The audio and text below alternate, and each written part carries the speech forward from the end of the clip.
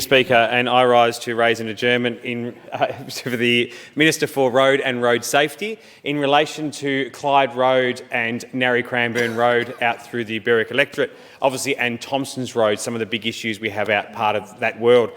What we've been hearing recently, particularly from the government, is around that intersection of Thompson's Road and Narre Cranbourne Road, where there's going to be the upgrades there. They're promising, obviously, an upgraded intersection, lights, etc., to ensure we can improve safety. And it is something, Deputy Speaker, that in our community we would welcome. There you go. It's not often you hear it, but we would welcome that. However, it's a bit sad when we start to speak to some of the government departments who tell us now that that funding that everybody was willing to go on the front page of the Berwick News about, to look all excited about, is 5 years away. Oh, no. 5 years. Now, part of that is the government's argument is because of planning, because they need to plan for that intersection. However, we've known the growth is coming into that area ever since that one government, the opposite government over the road, took away the green wedge zone down through Clyde and turned it all into housing, but yet had no plan on what they're going to do with Clyde Road, Narre Cranbourne Road, Thompson's Road, Glispens Road, Linsell Boulevard. You can go through every road down there. They had no plans on what they're going to do.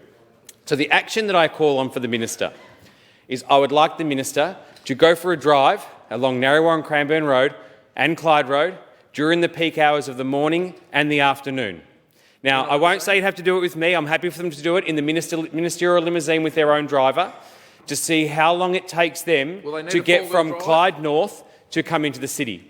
An example was, I trained out last week at the BFT gym in Clyde North, an amazing local business which has wonderful support from our community, and to get from the gym, which is just near Thompson's Road, back to Clyde Road and back to the Monash and into the city took me an hour and 23 minutes. The sad part of that trip was it took 35 minutes just to get back to the freeway. Now that's only a couple of kilometre trip. The roads out there at the moment have been neglected for so long. The planning has been so poor. The council and the government have failed to work together.